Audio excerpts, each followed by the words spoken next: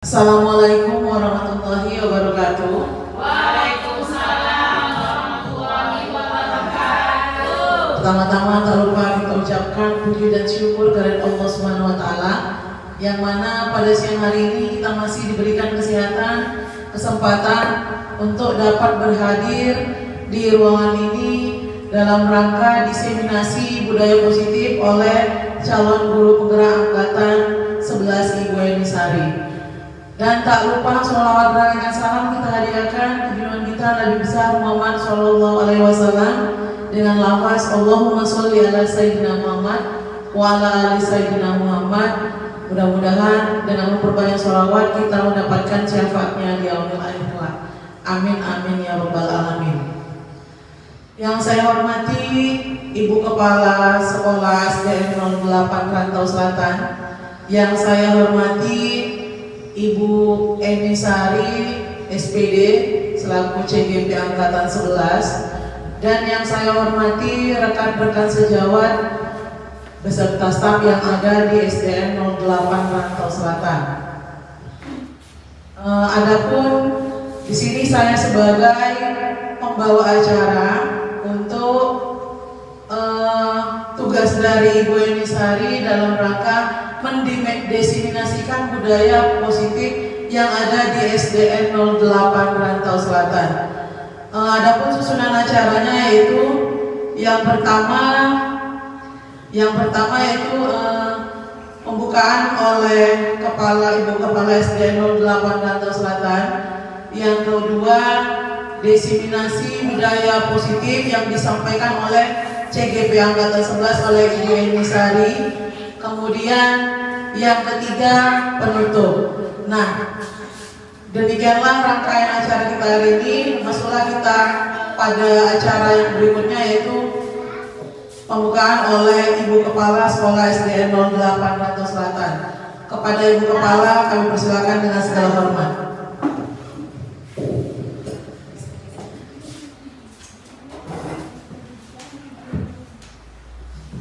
Assalamualaikum warahmatullahi wabarakatuh. Waalaikumsalam warahmatullahi wabarakatuh.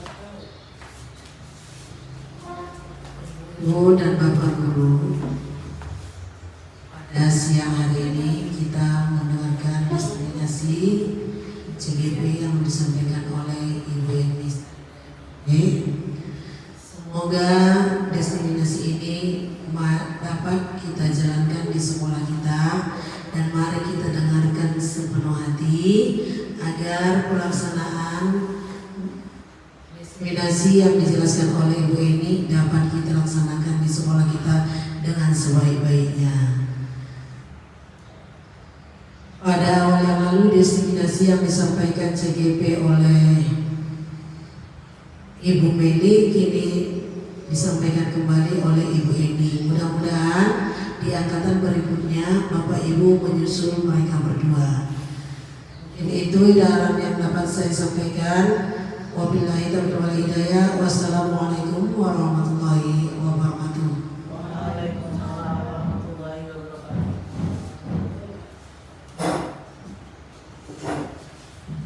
Baiklah, terima kasih kepada Ibu Kepala SDN 08 Rantau Selatan, Ibu Menderia Pani SPD SDNPD. Masuklah kita ke acara yang berikutnya, yaitu diseminasi budaya positif oleh CGP Angkatan 11 Ibu Eni Sari SPD. Kepada Ibu Eni kami persilakan.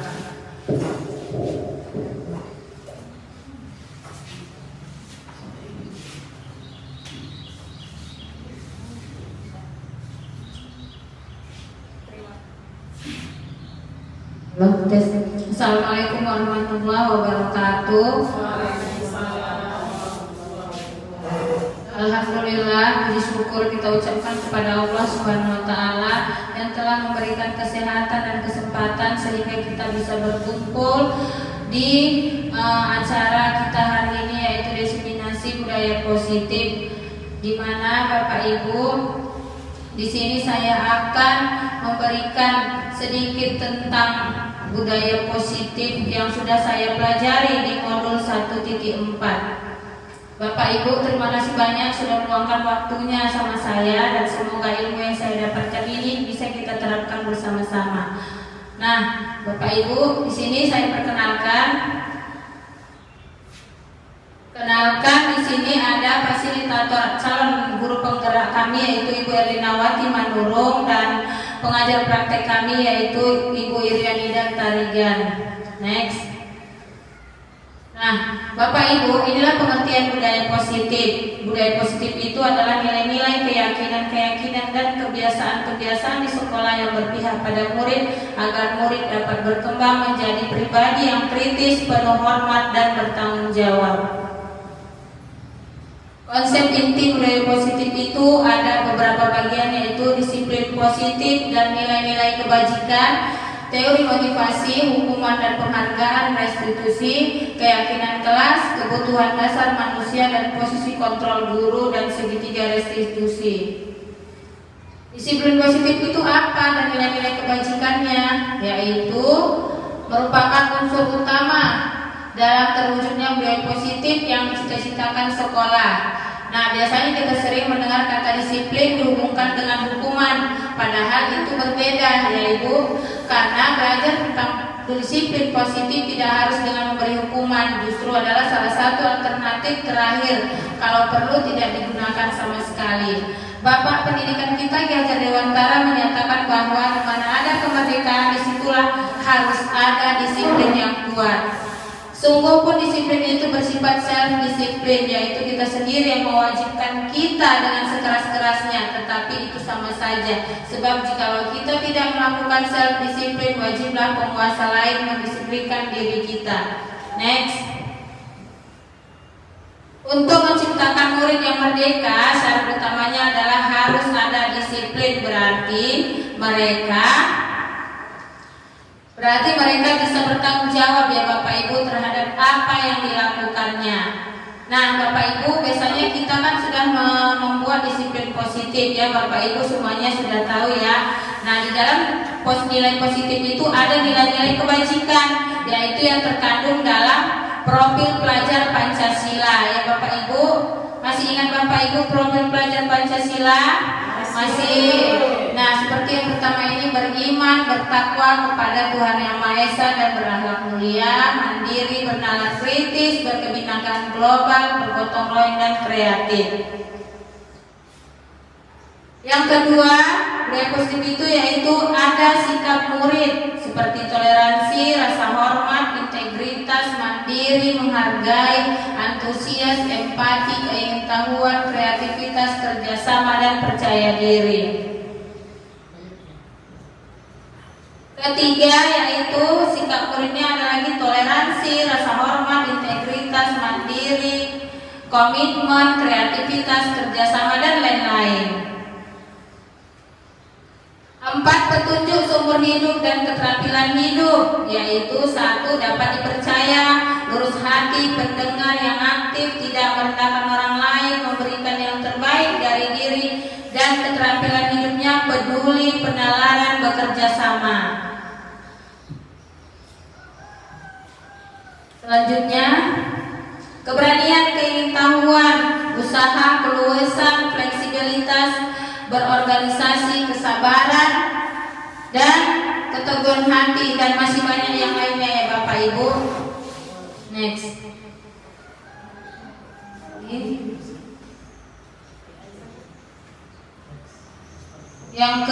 Nah ini Bapak Ibu, nilai-nilai kebajikan yang perlu kita tanamkan kepada anak didik kita Bapak Ibu. Ada peduli sampai pengertian Bapak Ibu, pengabdian. Inilah yang harus kita tanamkan untuk menciptakan budaya positif di sekolah kita.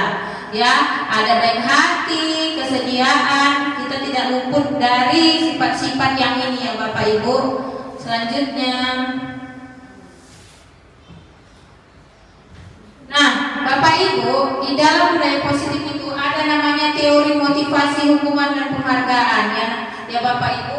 1. Menyatakan ada 3 motivasi perilaku manusia untuk menghindari ketidaknyamanan atau hukuman. Yang kedua, untuk mendapatkan imbalan atau penghargaan dari orang lain.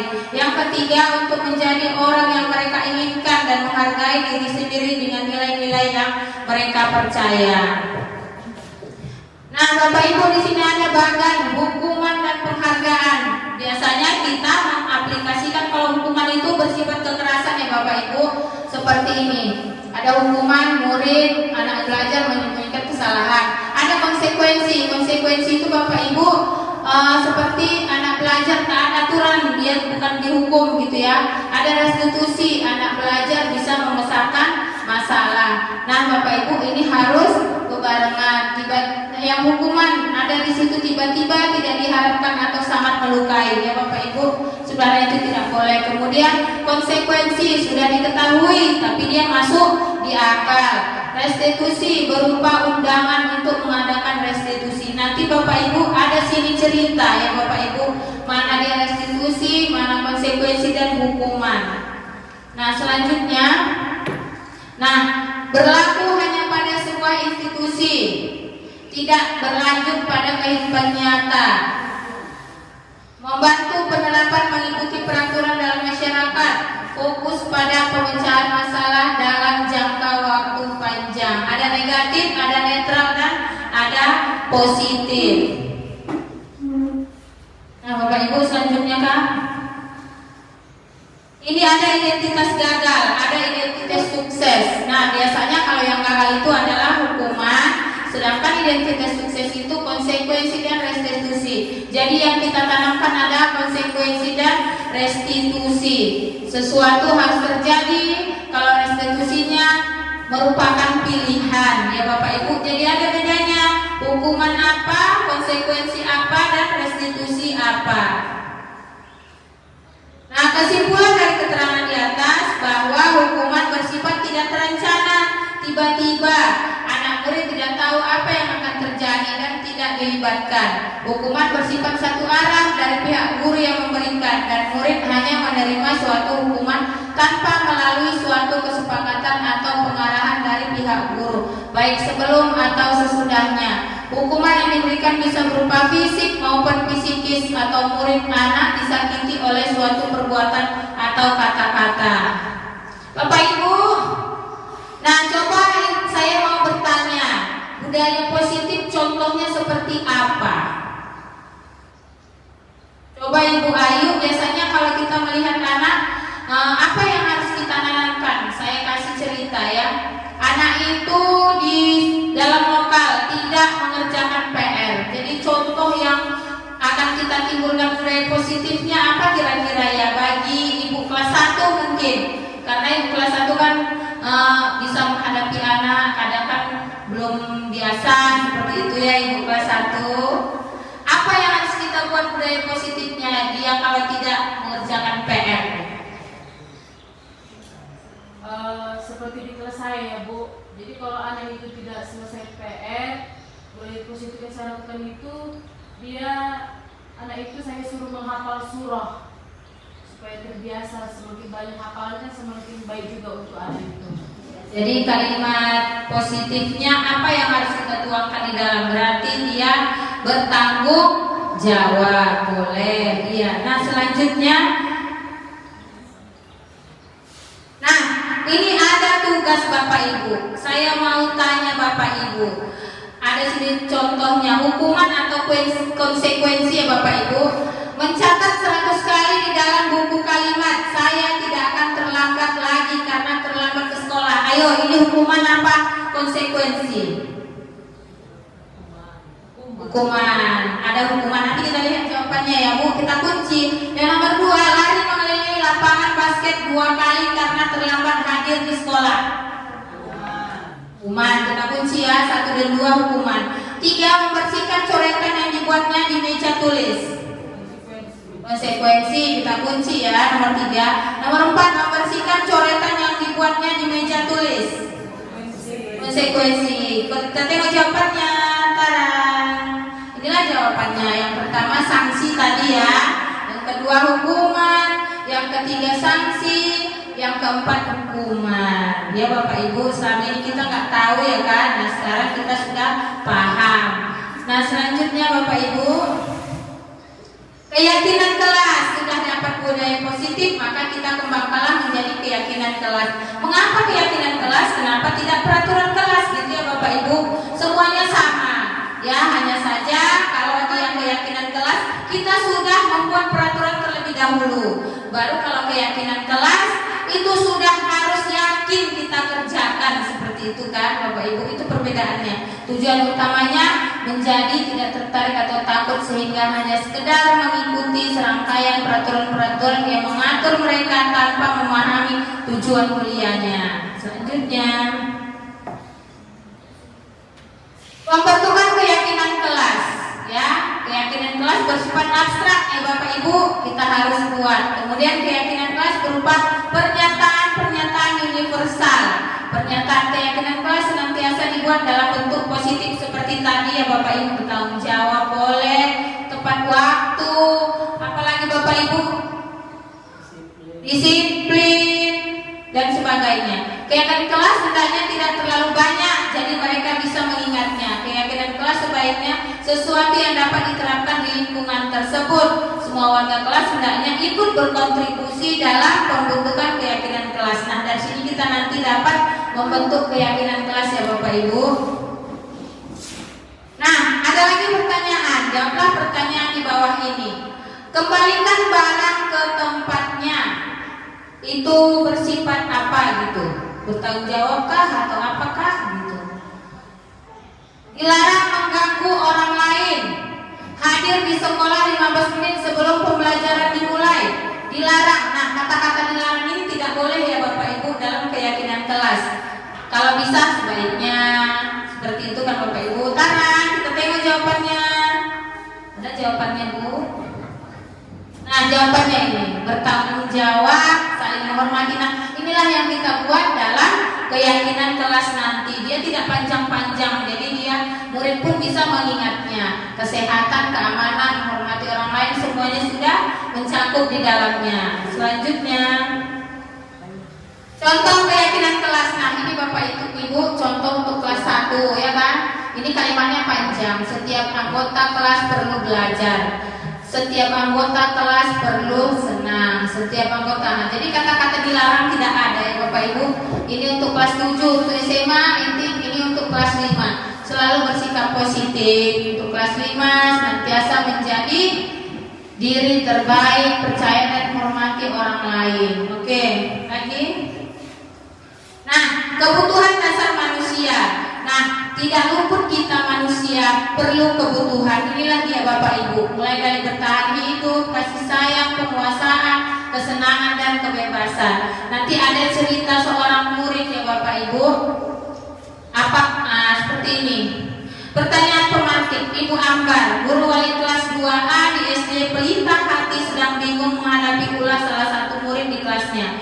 Doni, beberapa anak di kelas 2A telah datang padanya dan mengeluhkan Doni yang seringkali meminta bekal makan siang mereka dengan paksa. Jika Anda menghadapi situasi seperti Ibu Ambar, apa yang akan Anda lakukan? Menurut Anda kira-kira apa alasan Doni melakukan itu? Saya boleh tahu pendapat dari Ibu Raisa.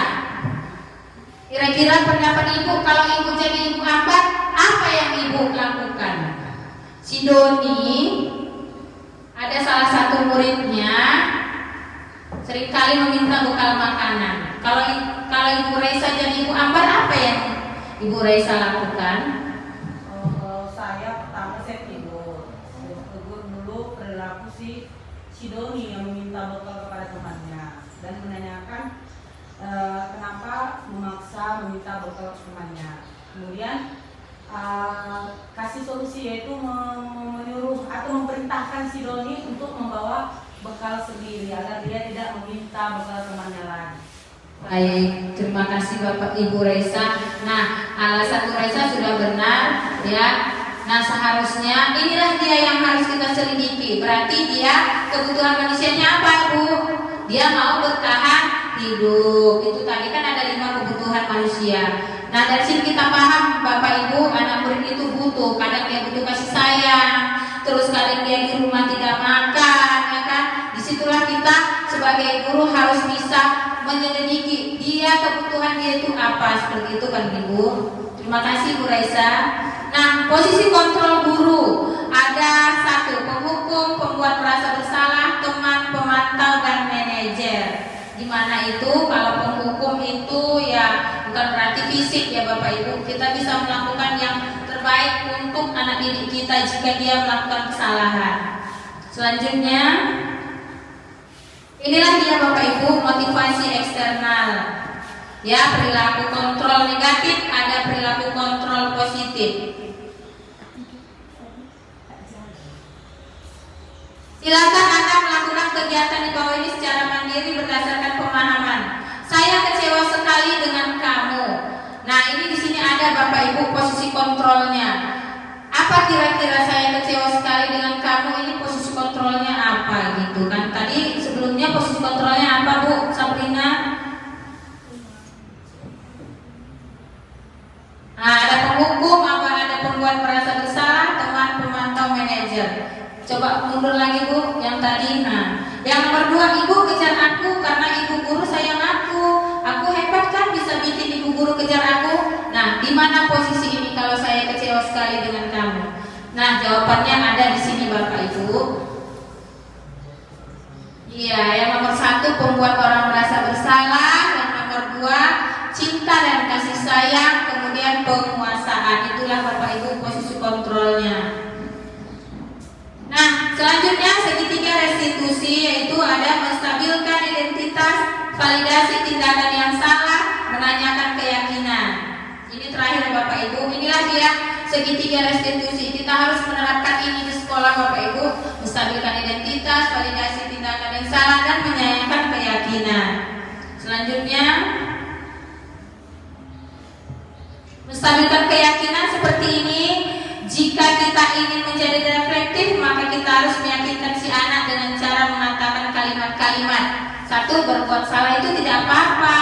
Tidak ada manusia yang sempurna. Saya juga pernah melakukan kesalahan seperti itu. Inilah dia Bapak Ibu kalimat untuk menstabilkan identitas. Kemudian nomor 2, validasi tindakan yang salah. Inilah dia. Padahal kamu bisa melakukan yang lebih buruk dari ini. Kamu pasti punya alasan mengapa melakukan hal itu. Kamu patut bangga pada dirimu sendiri. Inilah yang harus kita ucapkan kepada anak didik kita ya Bu. Validasi tindakan yang salah. Selanjutnya, menanyakan keyakinan. Apa yang kita percaya sebagai kelas atau keluarga? Apa nilai umum yang kita telah sepakati? Apa bayangan kita tentang kelas yang ideal dan sebagainya. Nah, nanti kita bisa baca ya Bapak Ibu. Contoh kasus di lingkungan sekolah yang sudah saya teliti, yaitu saya duduk di kelas 6 seperti ini. Ada si Agung yang selalu kebingungan jika ditanya sama temannya di lokal bahwa Agung selalu datang cepat mengerjakan PR-nya. Setelah saya nasihati Agung, ternyata saya baru tahu kenapa si Agung bisa seperti itu. Ternyata kelelahan main HP.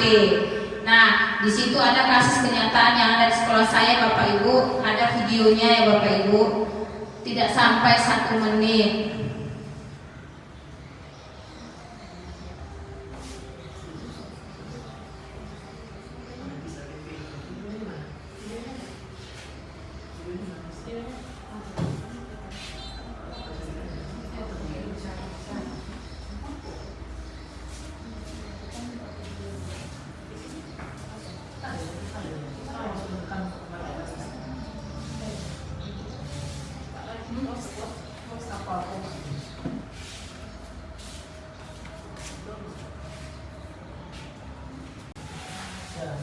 Nah, Bapak Ibu, di sini ada video kasus di kelas 6 yang bernama Agung ya Bapak Ibu. Mari kita dengarkan bersama-sama. Nanti kalau ada pertanyaan setelah video, saya harap Bapak Ibu bisa memberikan komentar atau tanggapan.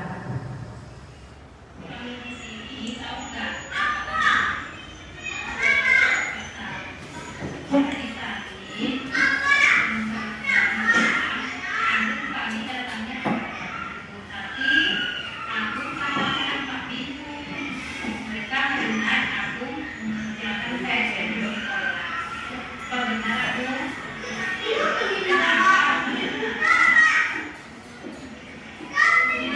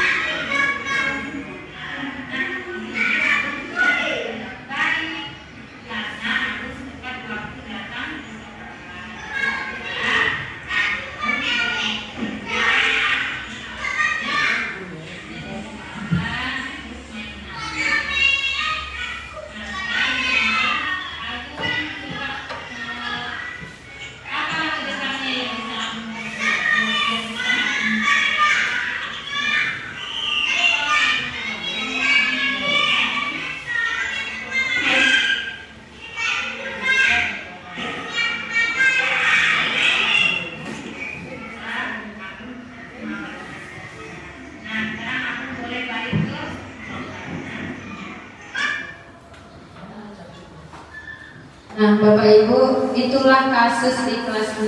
Agung tidak mengerjakan PR karena dia main HP. Ya Bapak Ibu, itulah yang harus kita tanggulangi. Nah, selanjutnya Bapak Ibu, saya ingin ada tanggapan ataupun komentar dari Bapak Ibu tentang budaya positif ini, bagaimana ke depannya, atau dari video saya tadi ada yang lebih kurangnya bisa ditambahi Bapak Ibu.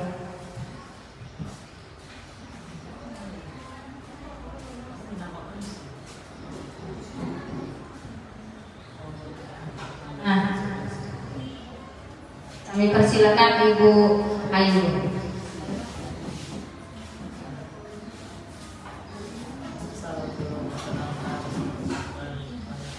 Assalamualaikum warahmatullahi wabarakatuh. Yang ingin saya tanyakan, apa perbedaan hukuman dengan konsekuensi? Terima kasih.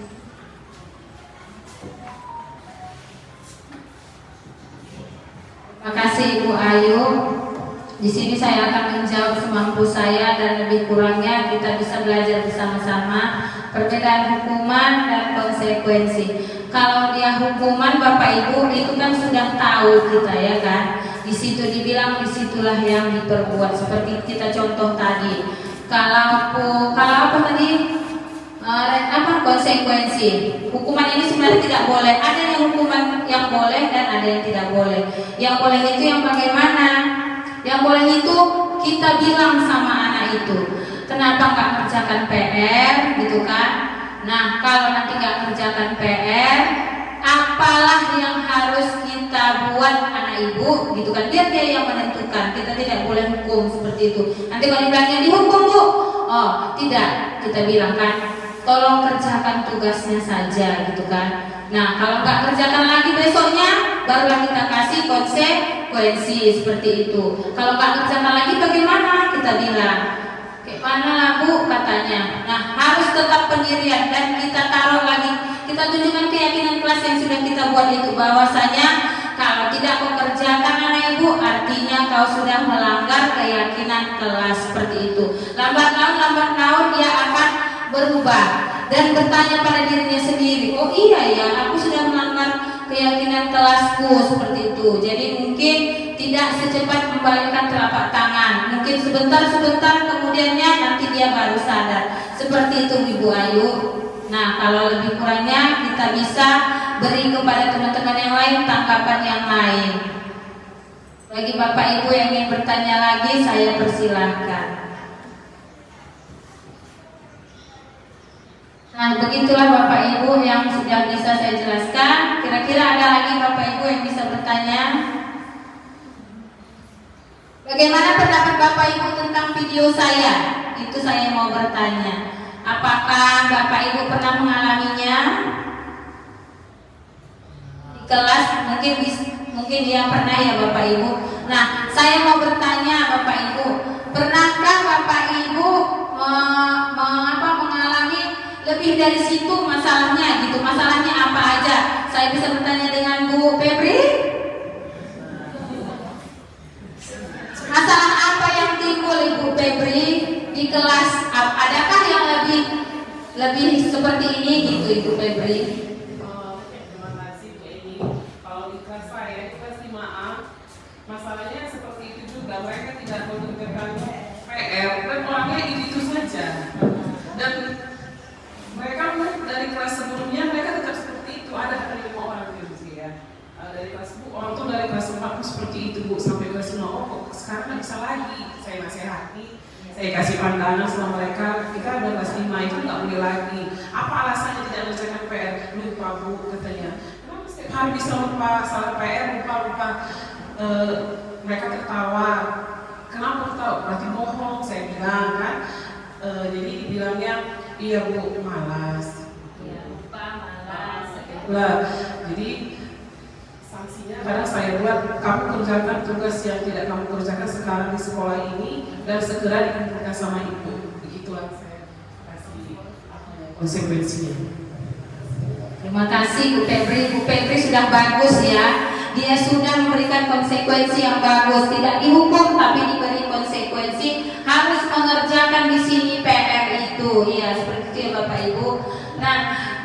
mungkin Bapak Ibu semuanya banyak masalah ya kan. Sebaiknya kita Bapak Ibu sabar dan lebih sabar. Itulah yang harus kita ciptakan untuk membudayakan positif di sekolah kita ini ya Bapak Ibu. Ada lagi Bapak Ibu yang mau bertanya atau memberikan keluh kesahnya tentang kejadian di sekolah atau masalah gitu kan, yang lebih mungkin gak bisa teratasi seperti itu. Ada lagi mungkin di kelas 5, udah kelas 4 coba. Kalau Ibu Putri, oh kelas 2, kelas rendah dulu. Kelas 6 belum, kelas tinggi dulu ya, kelas tinggi. Pada Ibu Meli kami persilakan.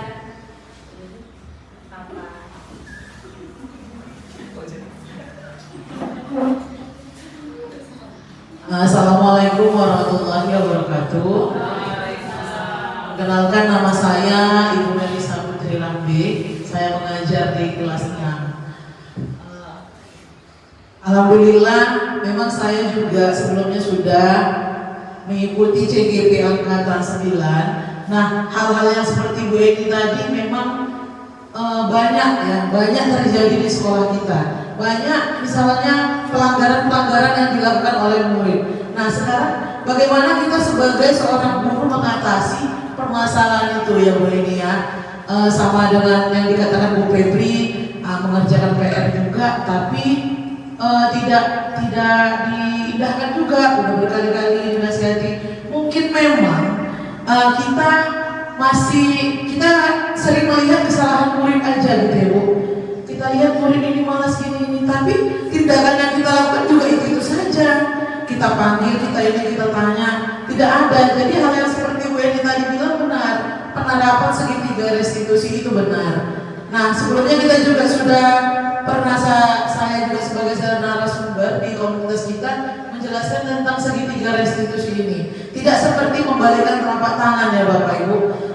Kita ada murid yang mengerjakan PR sini, banyak wakil dari kita. Kenapa nggak mengerjakan PR ini? Bahkan saya juga kadang udah ngikuti ini pun kadang tercetuskan juga karena berulang kali terulang. Memang sebenarnya itu kesalahan dari kita juga ada sebagai guru ya. Kita tidak boleh langsung menjudge murid ini malas, murid ini tak pernah mengerjakan PR. Ada mungkin masalah-masalah yang mungkin latar belakang keluarganya, memang tidak kepedulian dari keluarganya.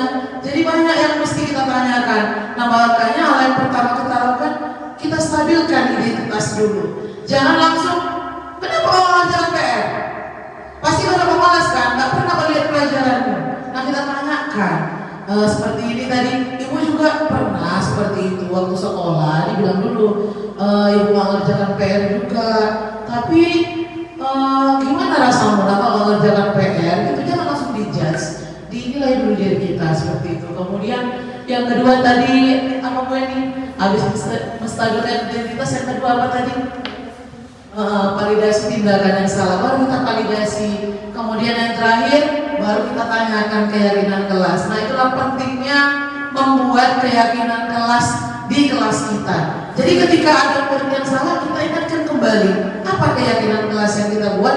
Jadi yang buat keyakinan kelas kita itu bukan kita, tapi kita bersama-sama dengan murid kita, sehingga terciptalah kesepakatan kelas ataupun keyakinan kelas yang sudah dijelaskan oleh Ibu Eni Sari. Kalau masalahnya mungkin Bu Eni sama ya, misalnya ini udah bolak-balik dibilang kelasnya harus bersih anak-anak Ibu, jangan ada lagi yang tidak piket. Kalau piket semua ikut piket. Bahkan saya bilang, siapa yang tak piket berarti dia tak mau piket 1 hari, dia piketnya selama seminggu. Nah, kalau saya bilang begitu adalah perubahan sedikit. Nah, jadi jangan langsung kita sebagai guru jangan langsung menjudge murid salah. Introspeksi diri kita, kemudian cari di Google itu banyak di Google atau di video-video YouTube banyak bagaimana cara mengatasi masalah-masalah yang ada pada murid kita. Mungkin hanya itu ya Bu Eni ya, sama mungkin masalahnya, dan sekedar mengasih masukan. Mudah-mudahan ada manfaatnya untuk kita semua. Kita harus menjadi guru yang jangan langsung menjudge anak murid kita, introspeksi diri kita, mungkin itu kesalahan dari kita. Oke, terima kasih. Assalamualaikum warahmatullahi wabarakatuh. Terima kasih kepada Ibu Meli. Nah, apa yang disampaikan Ibu Meli tadi adalah hal yang baik ya Bu, karena tak lepas dari itu kita pun pernah melakukannya. Saya di sini Bapak Ibu tidak jauh, memang saya pernah melakukan, tapi semenjak sudah saya tahu itu adalah budaya positif itu harus ditanamkan pada seorang murid, bukan hanya menjas ya Bapak Ibu. Itulah yang harus kita tanamkan sekarang. Karena saya pengalaman Bapak Ibu jauh sebelumnya waktu SD sampai sekarang saya teringat ya, SD itu hukuman itu berlaku Bapak Ibu. Saya pernah kemarin itu dipukul tangan saya gara-gara sarapan kami kali-kali. Sampai sekarang saya teringat ya kan, sudah tua seperti ini teringat. Jadi saya pun kalaupun saya jumpa pada anak murid saya, kalau saya marah, saya pun merasa dulu dia saya marahi seperti itu.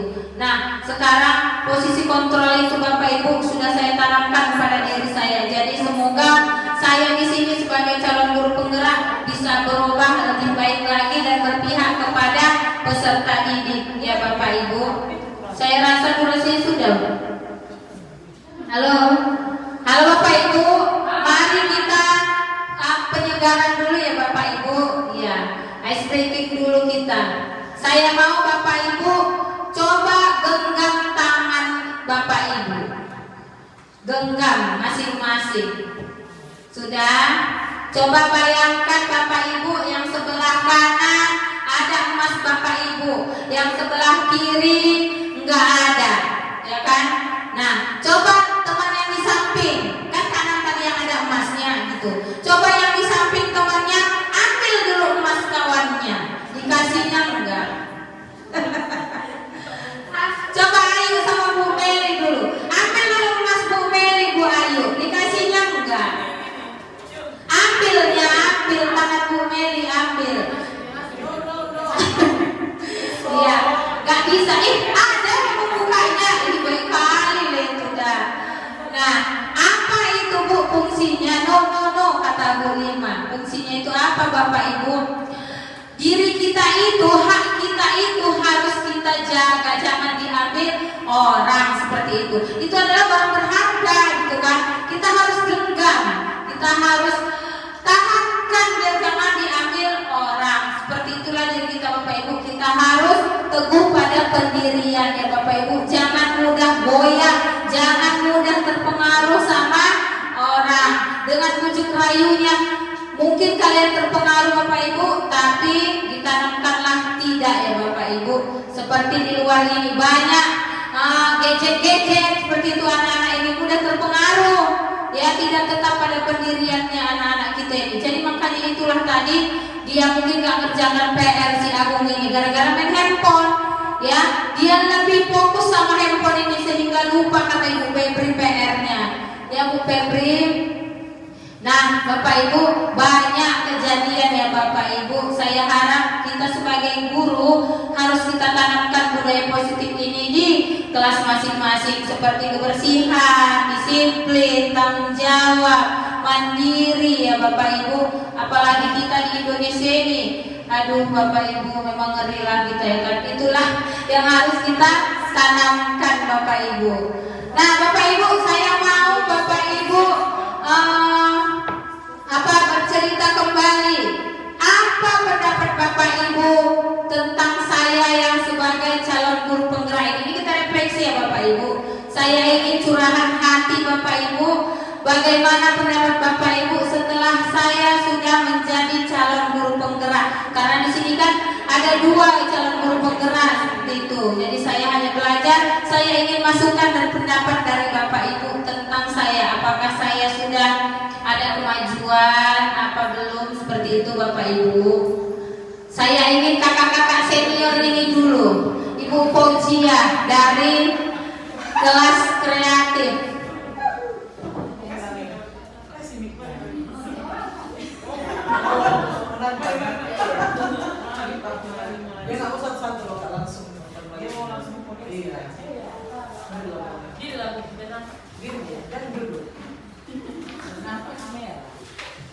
Assalamualaikum warahmatullahi wabarakatuh. Waalaikumsalam warahmatullahi wabarakatuh. Nama saya Ibu Fauzia Nurlis, saya belajar di kelas 10, dulu kelas 4.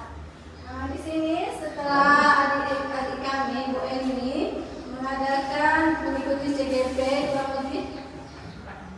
3 bulan berjalan, saya lihat sudah mulai ada perubahan. Perubahannya mengarah kepada yang positif, lebih bijaksana, dan dalam mengajar murid ini, Bu Eni saya lihat sudah banyak perkembangan yang mulai ya seperti kami ini yang mengikuti mungkin dari tahap yang belum tahu sekarang sudah tahu dan bahkan sudah lebih paham lagi untuk seterusnya. Demikian tanggapan dari saya sudahi. Assalamualaikum warahmatullahi wabarakatuh. Waalaikumsalam warahmatullahi wabarakatuh. Terima kasih kepada kakak kami Kak Fojia.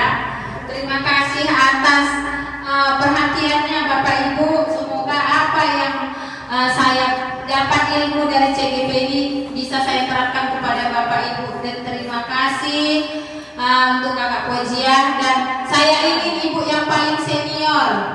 Bagaimana tanggapan Bapak Ibu tentang saya yang sudah jadi guru penggerak ini, Ibu Lengken Hormida? Saya mohon Ibu bisa memberi tanggapannya kepada saya. Assalamualaikum warahmatullahi wabarakatuh. Waalaikumsalam. Saya guru dari kelas 2, yaitu nama saya Lengken Hormida. Saya di sini menanggapi Ibu dari CGP Angkatan 11. Ibu Eni Sari. Beberapa bulan ini saya lihat Ibu Eni Sari sudah mulai baiklah, cara ngomongnya sudah mulai bagus gitu ya. Nah, cara penyampaiannya dan hormatnya kepada teman pun sudah mulai bagus. Nah, saya ucapkan Ibu terima kasih.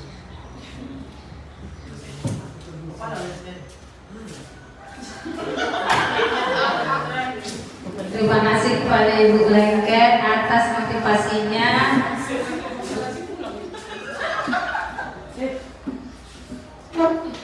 Nah, terakhir dari Ibu Kepala Sekolah, saya ingin tahu apa tanggapan dari Ibu Kepala Sekolah kepada saya. Terima kasih. Assalamualaikum warahmatullahi wabarakatuh. Waalaikumsalam. Saya sebagai kepala sekolah menanggapi Ibu Eni Sari dari Gunte, seorang calon CGP Angkatan 11. Selama 3 bulan berlalu, alhamdulillah perkembangannya sudah mulai meningkat. Mulai dari cara bicara, cara menyampaikan pengajaran, kemudian cara berbicara dengan teman sejawat, alhamdulillah sudah mulai berkembang. Semoga 3 bulan ke depan lebih sempurna untuk seorang guru penggerak.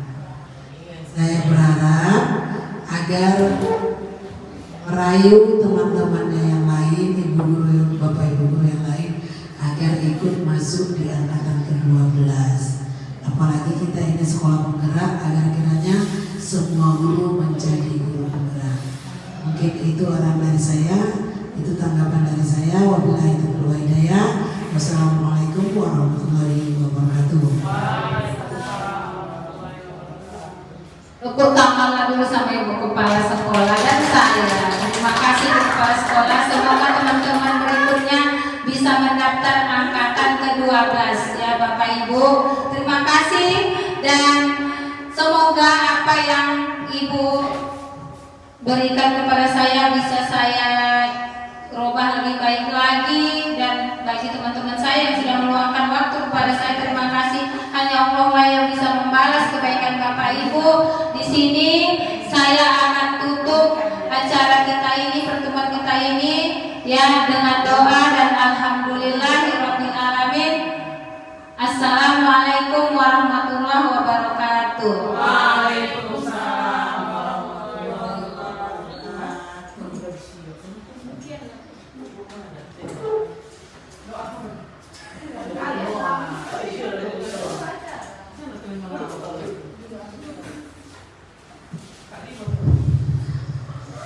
terima kasih kepada Ibu Eni Sari selaku CGV angkatan 11 yang sudah menyampaikan diseminasi budaya positif kepada kami semua, guru-guru beserta kepala sekolah dan juga staf yang ada di SDN 08 Rantau Selatan. Mudah-mudahan apa yang disampaikan oleh Ibu Eni Sari dapat kami terapkan di sekolah yang kita cintai ini. Dan kedepannya sekolah kita menjadi sekolah yang betul-betul bisa menerapkan budaya positif demi kemajuan sekolah kita. Demikian yang dapat saya sampaikan dan saya akhiri dengan Assalamualaikum warahmatullahi wabarakatuh.